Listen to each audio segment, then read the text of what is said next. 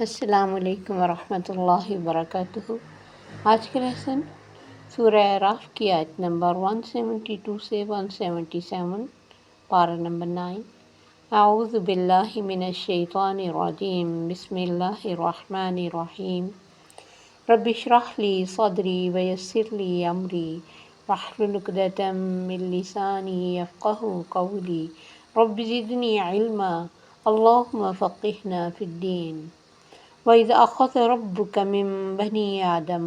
اور جب پکڑا تیرے رب نے بنی آدم سے، من ظہورہم ان کی پشتوں سے، ذریتہم ان کی اولاد کو، واشہدہم علی انفسہم اور گواہ بنایا انہیں اپنے نفسوں پر، الست بربکم کیا نہیں ہوں میں تمہارا رب؟ قالوا انہوں نے کہا بلی کیوں نہیں، شہدنا گواہی دیتے ہیں ہم، ان تقولوا یوم القیامہ ایسا نہ ہو کہ تم کہو قیامت کے دن، انا کنا عن ھذا غافلین بے شک تھے ہم اس سے غافل، او تقولوا یا تم کہو انما اشرک آباؤنا بے شک شرک کیا ہمارے باپ دادا نے، من قبل پہلے سے، وکنا ذریۃ من بعدہم اور تھے ہم اولاد ان کے بعد، افتہلکنا کیا بھلا تو ہلاک کرے گا ہمیں، بما فعل المبطلون اس وجہ سے جو کیا باطل پرستوں نے۔ ان آیات میں اللہ تعالیٰ ارشاد فرماتے ہیں کہ اللہ تعالیٰ نے جب آدم علیہ السلام کو پیدا کیا تو ان کی پشت پہ ہاتھ پھیرا تو ان کی ساری اولاد قیامت تک آنے والی چونٹیوں کی شکل میں پیدا ہو گئی۔ اللہ نے اس ساری مخلوق سے یہ وعدہ لیا تھا اور یہ پوچھا تھا، اقرار کروایا تھا اور یہ سوال کیا کہ میں تمہارا رب ہوں، تو ہم جس میں ہم بھی شامل تھے، ہم سب نے اس بات کا اقرار کیا کہ کیوں نہیں یا اللہ، ہم اس بات کی گواہی دیتے ہیں کہ آپ ہی ہمارے رب ہیں اور آپ کا کوئی شریک نہیں۔ یہ اس گواہی میں ساتھ ہی شامل تھا کیونکہ پیدا اللہ نے کیا تھا، اس وقت تو شرک کا کوئی تصور ہی نہیں تھا۔ اللہ نے فرمایا یہ میں اس وجہ سے کیا، تمہاری سرشت میں یہ چیز ڈالی، تمہاری فطرت میں ڈال دی، ایسا نہ ہو کہ تم قیامت کے دن کہو ہمیں تو اس کا پتہ ہی نہیں، ہم تو اس سے بے خبر تھے،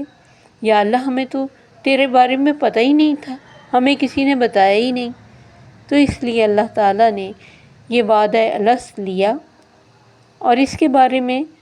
بہت سارے لوگ جیسے کہتے کہ ہمیں تو یاد نہیں، تو ہمارا فطرت پہ ہونا، دین کی بات کو پسند کرنا، دین سے سکون پانا،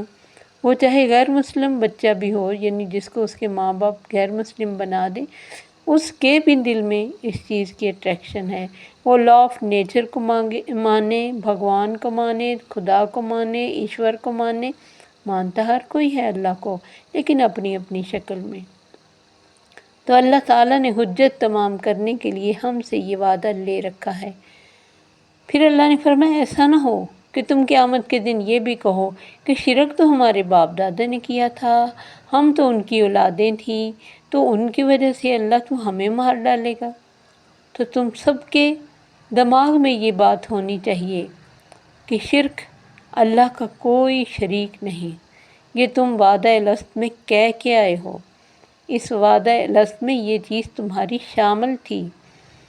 اب دنیا میں آ کے اس بات کا کوئی بہانہ بنا دے کہ ہمیں شرک تو ہم نے نہیں کیا تھا نا، پہلے لوگوں نے کیا تھا، تو ہم تو اولادیں تھیں، ہمیں کسی نے بتایا نہیں، تو پھر ظاہر ہے ہم نے ان کے پیچھے ہی لگنا تھا، اب جو انہوں نے کیا اس کی وجہ سے یا اللہ تو ہمیں مارے گا، کیونکہ انسان وَكَانَ الْإِنسَانُ أَكْثَرَ شَيْءٍ جَدَلًا، اللہ نے قرآن میں فرمایا انسان بڑا جھگڑا کرنے والا ہے، اکثر باتوں میں جھگڑا کرتا ہے، بجائے ماننے کے آگے سے بات بناتا ہے۔ تو یہ اس وعدے سے یہ بھی پتہ چل رہا ہے،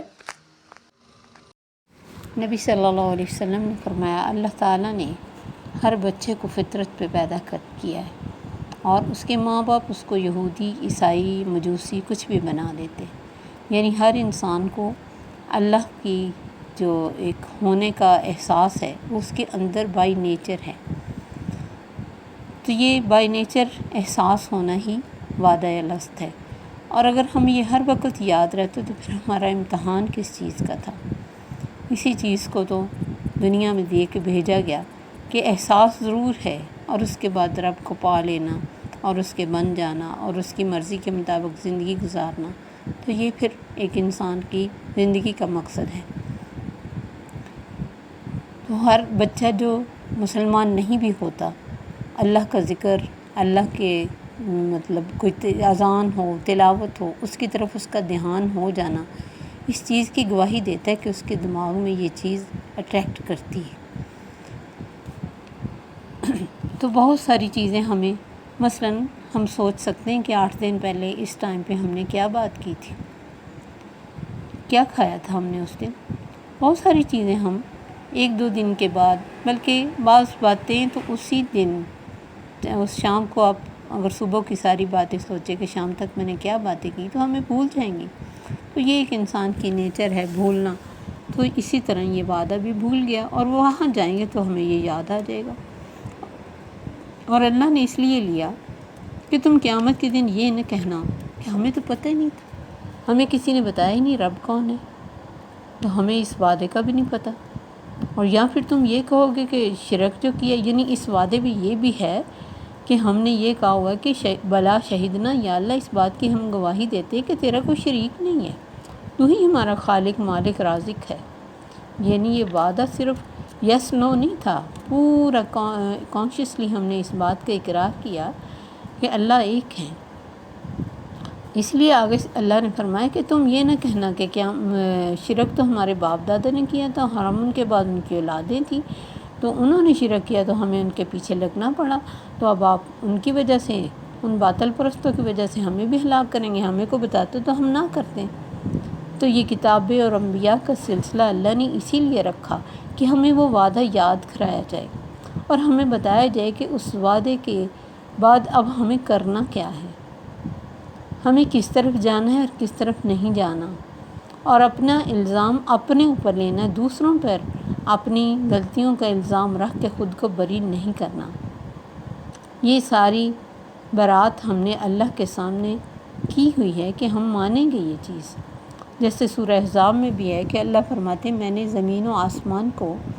یہ اختیار دیا تھا کہ تم اس قرآن کو لے لو، یا دنیا میں جو ایک انسان کو اختیار ملا ہوا ہے کہ زندگی کو اللہ کی مرضی اور اس کے خلاف بھی گزار سکتے ہیں،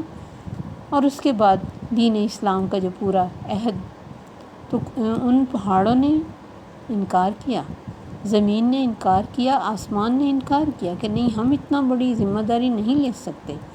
جبکہ اللہ فرماتے ہم الحل انسان نے اس کو اٹھایا۔ اور یہ ہم اگر آج بھی ہمیں کوئی کہے کہ 50-60 سال کی زندگی میں تھوڑی تنگی سہنی ہے، تھوڑی مشکلیں ہیں، آسانیاں ہیں، اور بعد میں انلمیٹڈ زندگی ہے جس میں سکھ ہی سکھ ہیں اور جس میں جو چاہو وہ ہے، ہم آج بھی یہ مان جائیں گے۔ یہ بزنس ٹائپ جو ایگریمنٹ ہم دنیا میں کرتے ہیں، ہمیشہ ہم اپنا فائدہ ہی تو سوچتے ہیں، اور اس میں فائدہ ہی فائدہ تھا۔ ہمیں لگتا ہے کہ ہمیں یہ وعدہ کرنا نہیں چاہیے تھا، حالانکہ آج بھی ہم اس طرح کے بے شمار وعدے کرتے ہیں جس میں لوگ ہمیں بتاتے ہیں کہ فلاں جگہ یہ فائدہ ہے، فلاں جگہ یہ فائدہ ہے۔ کوئی تھوڑا گھروں میں جو عورتیں آ کے بعض وقت دھوکہ کر جاتی ہیں کہ ایک چیز کو ڈبل بنا کے دکھاتی ہیں، اور ہم اپنا بہت کچھ ان کو دے کے ڈبل کروانے کے شوق میں لٹ جاتے ہیں۔ تو یہ ساری چیز ہماری نیچر میں، ہم فائدہ چاہتے ہیں، اور پھر یہ جو بہانہ ہم نے بنانا تھا کہ وہ پچھلوں نے جو کیا تھا ہم نے وہی کرنا تھا، ہمیں کوئی بتانے والا نہیں تھا، اللہ نے اس بہانے کو بھی ختم کر دیا۔ ہر انسان کے پاس اب روشنی ہے، اسے پتہ ہے کہ اسے کدھر جانا چاہیے اور کہاں سے روشنی لینی چاہیے، اور صراط مستقیم کون سے ہے اور اس کا اینڈ کیا ہے، اور برا راستہ کون سا ہے اور اس کا اینڈ کیا ہے۔ یہ ہم میں سے اب ہر ایک انسان کو پتہ ہے، چاہے وہ دنیا کے کسی بھی کونے میں رہتا ہو۔ اب دیکھیے کہ ابراہیم علیہ السلام جب پیدا ہوئے، کسی کو رب کا پتہ ہی نہیں تھا، بتوں کی پوجا ہوتی تھی، خود اپنا باپ بت بناتا تھا، لیکن انہوں نے غور و فکر کیا، چاند، ستارہ، سورج سب کو دیکھا، کائنات کی تمام چیزوں پہ غور کیا، تو سوچا کہ نہیں، کوئی ذات ہے جو مجھے کھلاتی پلاتی ہے، میں بیمار ہوتا ہوں مجھے ٹھیک کرتی ہے، مجھے زندگی دی ہے مجھے مارے گی۔ تو یہ سارا کچھ ایک عام انسان بھی سوچ سکتا ہے، لیکن ابراہیم علیہ السلام کا سوچنے کا انداز بہترین تھا، اور اس کے بعد انہوں نے اس پہ زندگی گزار کے اور بڑی بڑی آزمائشوں پہ گزر کے یہ ثابت کر دیا کہ انہوں نے واقعی رب کو پا لیا۔ ہمارا پانا کیسا پانا ہے؟ ذرا سا ہمیں کوئی ادھر ادھر لے کے جائے ہم لڑک جاتے ہیں۔ تو اللہ فرماتے ہیں اس طرح ہم نے کھول کر آیات بیان کی تاکہ وہ پلٹ آئیں، اگر کہیں غلط راستے پہ نکل گئے ہیں تو واپس آ جائیں، ان کو یاد آ جائے کہ اللہ کا راستہ تو یہ راستہ ہے۔ اس کے بعد اللہ تعالیٰ نے ایک ایسے شخص کی مثال بیان کی جسے اللہ نے اپنی آیات کا علم دیا، اسلام دین کی روشنی دی اور دین کا علم دیا، لیکن یہ ہر اس شخص پہ سوٹ کرتی ہے یہ مثال جو دنیا کے حقیر فائدوں کی خاطر اللہ کی آیات کو پس پشت ڈال دے، اپنے پیچھے پھینک دے، اور جو اللہ نے دنیا میں دیا ہے اسی کی طرف اتنا لگ جائے کہ اپنی آخرت بھلا دے۔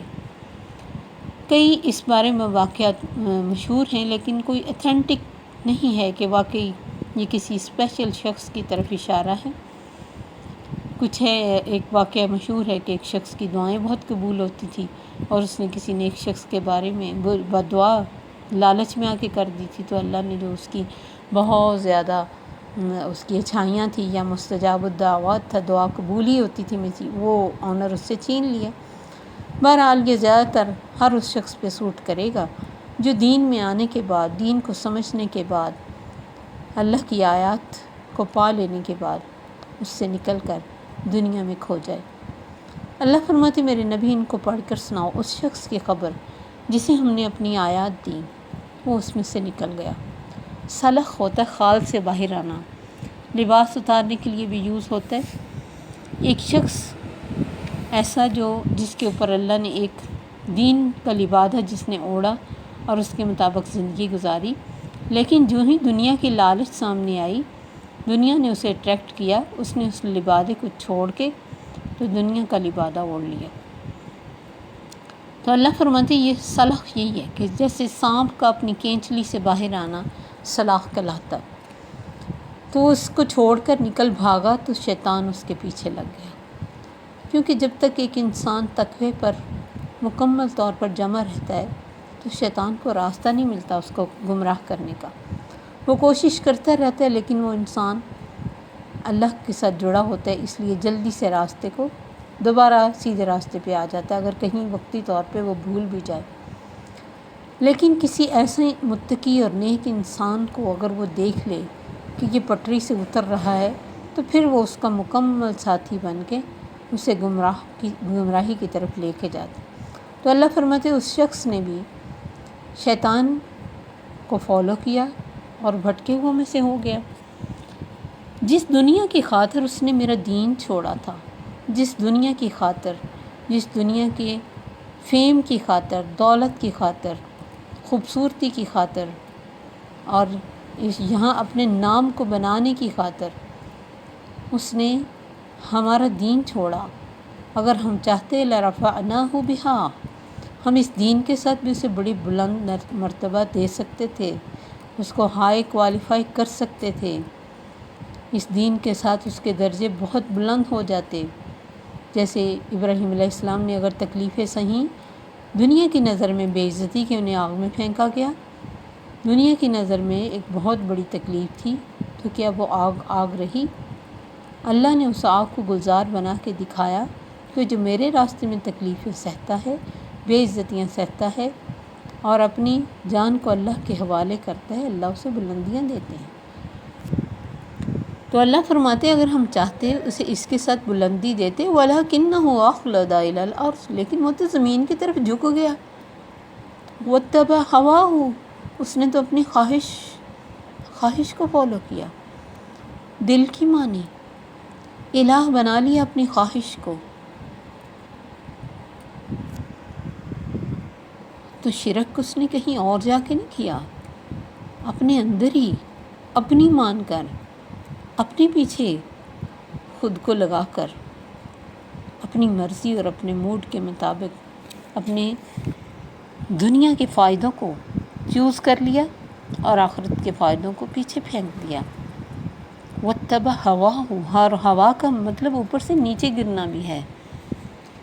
کہ اوپر سے وہ نیچے آ گیا، اوپر جا رہا تھا۔ جو اللہ کا بندہ ہے وہ تو زمین پہ چلے تو اس کی شاخیں آسمان کی طرف جاتی ہیں۔ اللہ نے اسے شجرہ طیبہ کہا ہے، پاکیزہ درخت، لیکن وہ زمین کی طرف جھکنے کی وجہ سے اللہ نے اس کی مثال دی، فَمَثَلُهُ كَمَثَلِ الْكَلْبِ، کتے کی طرح، جس پر حملہ کرو تب بھی ہانپتا، زبان اس کی باہر ہی رہتی، اور اگر اسے چھوڑ دو تب بھی ہانپتا۔ اور کتے کی طرف آپ کچھ بھی پھینکتے ہیں وہ چیک ضرور کرے گا کیا ہے، اس کی لالچ کبھی ختم نہیں ہوتی، کتنا بھی پیٹ بھرا ہو پھر بھی اس کی لالچ ختم نہیں ہوتی، ہر چیز کو سونگتا ہے کہ شاید جس میں کھانے کے لیے کچھ ہے، اس کی لالچ مشہور ہے۔ تو ایسا انسان جو دولت کا بندہ بن جاتا ہے، دنیا کے فائدوں کے پیچھے دوڑ پڑتا ہے، اس کی بھی زبان باہر نکلے رہتی، وہ صرف اپنا فائدہ اور اپنا اچھا سوچتا ہے، کسی کا نہیں، دوسروں کی طرف سے وہ اندھا بن جاتا ہے۔ جہاں اسے فائدہ نظر آتا ہے وہیں وہ اپنا لبادہ دین کا چھوڑ کر دنیا کا لبادہ پہن لیتا ہے۔ جب شیطان کا اس پر داؤ چل جاتا ہے نا، پھر اس کا کام تو بہت ایزی ہو جاتا ہے، تو تھوڑے ہی عرصے بعد وہ صرف دنیا کے فائدوں کی خاطر اللہ کا نافرمان بن جاتا ہے اور اپنے اعلیٰ مقام سے گر کر زمین کی پستیوں میں پہنچ جاتا ہے۔ اسی لیے اللہ نے فرمایا والتین والزیتون وطور سینین وہذا البلد العمید، 4 قسمیں کھا کے کہا لقد خلقنا الانسان فی احسن تقویم، ہم نے انسان کو بہترین ساخت میں پیدا کیا ہے۔ ثم رددناہ اسفل سافلین، لیکن وہ گھٹیا ترین بن جاتا ہے۔ جو انسان دنیا کا بندہ ہوتا ہے اس کی رال بھی ٹپکتی رہتی ہے، اس کی محبتیں بھی لالچ کے لیے ہوتی ہیں، اس کے رشتے ناتے بھی لالچ کے لیے ہوتے ہیں، وہ کسی بھی کام کو کرتا ہے تو صرف اپنے فائدے کی خاطر، اور اس میں ہمیشہ دیکھتا ہے کہ میرا کیا فائدہ، ناپ تول کے وہ حرص اس کے آگے ہوتی ہے، تو اسی کے مطابق وہ دنیا کے تمام معاملات کرتا ہے۔ اس لیے کبھی بھی اس سے جڑنے والے لوگوں کو خیر نہیں ملتی۔ کسی بھی لالچی انسان کو دنیا میں دیکھیں، نہ اس سے اس کی بیوی خوش ہوگی، نہ اس کے کولیگ خوش ہوں گے، نہ اس کے دوست خوش ہوں گے۔ کچھ وقتی طور پر اگر کسی کو نہ پتہ چلے تو ایسے لالچی انسان زیادہ چھپ نہیں سکتے۔ اس طرح بہت سارے بچے جو دین کی طرف آ جاتے ہیں، بچیاں بھی، اللہ ان کو ہدایت دیتا ہے، وہ اچھا اپنے آپ کو کور بھی کرتے ہیں، دین کے اوپر چلتے بھی ہیں، نماز روزے کی بھی پابند ہو جاتے ہیں، لیکن جو ہی دنیا میں مثلاً لڑکی بہت اچھی ہے، شادی کا موقع آ گیا، تب اس کی وہ ساری چیزیں جو اس کی اچھائی تھی، اس کا پردہ تھا، اس کی خوبصورتی تھی، اس کا چھپنا تھا، اس کا نماز روزہ سب کچھ تھا، وہ سارا کچھ ایک طرف کر کے اس وقت اپنی بیوٹی کے پیچھے چل کے سارا کچھ کھو دیتی۔ ایسے ہی بہت ساری مثالیں ہیں، ہمیں یہ خود پہ خود غور کرنا چاہیے کہ وہ کون سے ایسے کام ہیں جو میں نے دنیا کی خاطر شروع کر دیے، حالانکہ وہ اللہ کی نظر میں اچھے کام نہیں تھے۔ کون سے کاموں میں میرا جھکاؤ دین سے زیادہ دنیا کی طرف ہوتا ہے، اللہ کی ناراضگی کو میں چھوٹا کر لیتی ہوں اور اپنی مرضی کو بڑا کر لیتی ہوں، اور میں سمجھتی ہوں کہ اس سے مجھے دنیا کا نام ملے گا۔ کوئی ایسے لباس، ایسی انداز، ایسے میک اپ، ایسے سٹائل، ایسا بہت کچھ دنیا میں جس سے انسان خود کو بڑی چیز سمجھنے لگ جاتا ہے۔ تو اللہ فرماتے یہ مثال اس قوم کے لوگ جنہوں نے ہماری آیات کو جھٹلا دیا، دیکھا ہی نہیں کہ رب کس بات سے خوش ہے، اپنی مرضی کو آگے کر دیا۔ فَقْصُصِ الْقَصَصَ لَعَلَّهُمْ يَتَفَكَّرُونَ، میرے نبی بتاؤ ان کو ایسے شخص کے بارے میں، شاید یہ غور و فکر کر لیں۔ سَاءَ مَثَلًا، کتنی بری مثال ہے اس قوم کے لوگوں کی جنہوں نے ہماری آیات کو جھٹلایا اور اپنے نفسوں پر وہ ظلم کرتے رہے۔ اس بارے میں نبی صلی اللہ علیہ وسلم کی ایک حدیث بھی ہے، الدنیا جیفۃ وطالبها کلب، دنیا مردار ہے اور اس کے چاہنے والے کتے ہیں۔ تو یہ مثال دی یعنی بڑی تکلیف دہ ہے، لیکن چونکہ اس کی ایسے انسان کی نجاست، شہوت اور یہ چیزیں ہمیشہ کتے کی رال کی طرح ٹپکتی رہتی ہیں، اس لیے اللہ نے ایسے انسان کی مثال دی۔ دین جو ہے وہ ہمارا محتاج نہیں، ہمیں دین کی ضرورت ہے۔